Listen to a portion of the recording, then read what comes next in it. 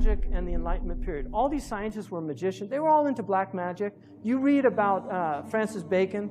I just read a biography of Francis Bacon called Knowledge is Power, Magic and the Creation of Modern Science.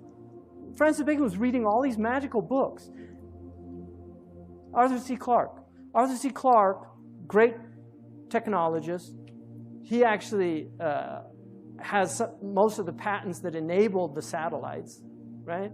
If you look at his interview with BBC in 1961, where he predicts the internet, he predicts the cell phones, he predicts texting. He said that by the year 2000, people are going to have handheld devices that enable them to talk to anybody anywhere, right?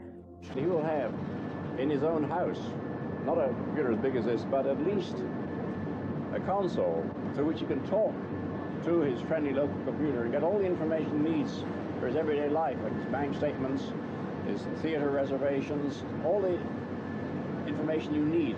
This will be in a compact form in his own house. Arthur C. Clarke said, and he has 3 laws of technology. One of his laws is no technology reaches a level of complexity except it becomes indistinguishable from magic. So, you know, I don't know. I'm not a big fan. I'm not a Luddite, right? I'm using a microphone right now. I'm not a Luddite. But this whole worshipful attitude towards technology, to me, is really stupid. This is a book from the 15th century. It's a picture of the devil, you know, and this is something, you know, Muslims used to sometimes depict things, Kitab al-Burhan. But I want you to look at his hands. You see this sign? I don't even want to do it on film because people will take a clip and then have me in one of those pictures doing that sign. It's an evil sign. Don't do these signs, right? And kids watch Spider-Man and then they want to do the sign because Spider-Man does it, right? And you don't want to be a Spider-Man, right? You want to be a human man, right?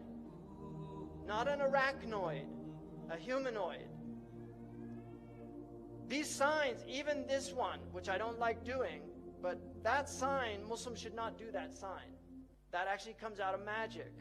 These are signs that were, they're magical signs. We have no symbols in our religion. Even the crescent and the moon is a Seljuk tradition.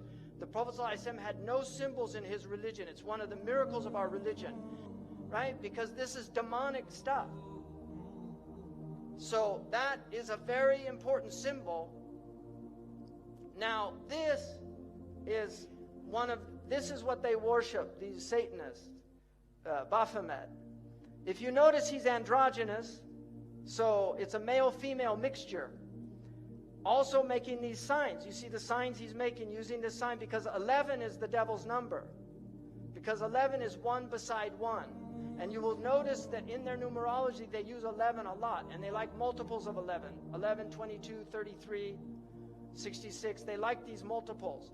Imam al-Ghazali says in their magic, they know the secrets of numbers, and so they use numbers. The Prophet ﷺ, when they used magic on him, they blew on 11 knots.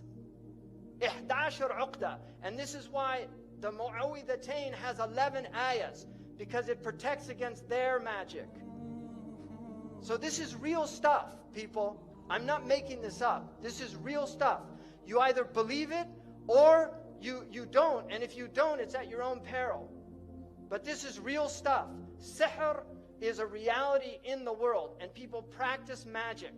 And one of the practices is through the eyes, seducing the eyes in television and spectacle. It's the sihr of the ayun.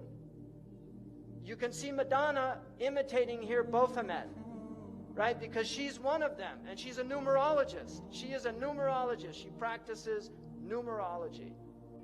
This is Lady Gaga, that everybody's gaga about. People tell me, you know, oh, you've got a lot of followers on your Twitter or something like that. I don't even know.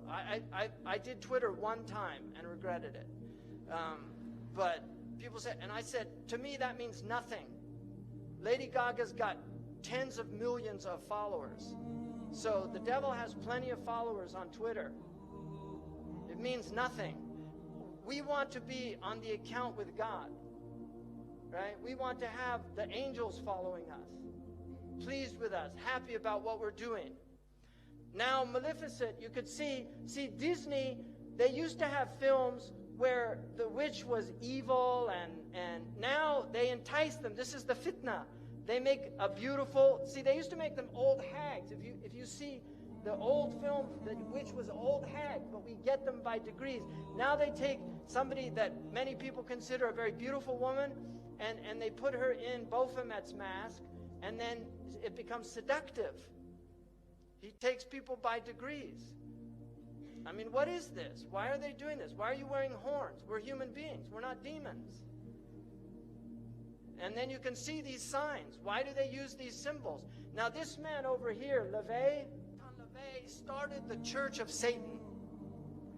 He wrote a satanic Bible, and he explained that symbol that they're all doing, that you saw on that Muslim graphic of the devil, that symbol, he said, was a curse symbol of devils. That's the way they put curses on people.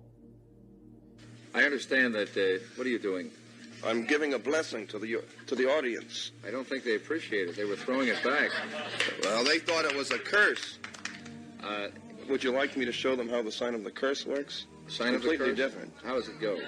No, not at you people out there in the audience, but this is the difference. Aim it toward Red China, would you? This is the sign of the horns. A curse sign, the two fingers extended. This way, spread apart for sort of shotgun blast, you know. I always figured if I ever when met it's the devil, it'd have dirty fingernails. Go on. No, they're not. Yes, they are. Where? Dirty fingernails. So that's the sign of the horn, and then what happens? Is that it? Well, there are other ones, too. Yeah, what are the other ones? The other ones, one of them's the pox sign. That's 3 fingers extended. A pox on you? A pox on you. During the Middle Ages, this was... Yeah. Oh, yes. But You're originally... a bad cat. Well... Right? And you've got people at rock concerts, they're all doing it, thinking it's cool. Marilyn Manson was a follower of Anton LaVey. He has tens of thousands of people go to his rock concerts. He has them openly denounce God. Openly. He says, I want you all to reject God tonight. And they all do it. So this is real stuff, people. He's very committed to this. He takes it. He's a minister in the Church of Satan, and they use music because music is fitna. It's enticing. It sucks you in. You like it. It's enjoyable. This is what he looked like when he was a little kid. And this is one of their symbols also. They use astrological symbols.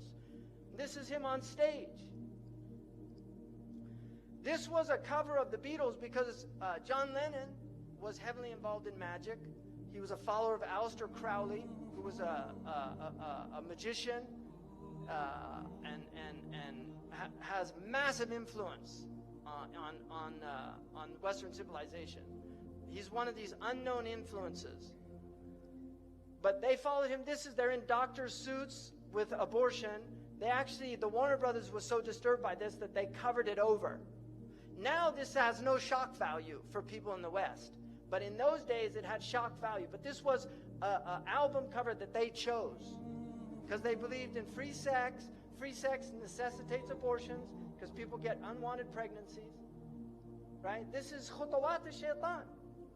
That's how he takes people. That's why Allah says, وَبِالْوَالِدَيْنِ إِحْسَانًا, right? Allah says, وَلَا تَقْتُلُوا أَوْلَادَكُمْ خَشْيَةَ إِمْلَاقٍ. Don't kill your children out of fear of poverty, but then وَلَا تَقْرَبُوا الْفَوَاحِشِ. Don't go near the fawahish that will make you want to kill your children. There they are doing these symbols, you see, and this is another symbol. Even though it means okay, it's actually a demonic symbol that represents 666.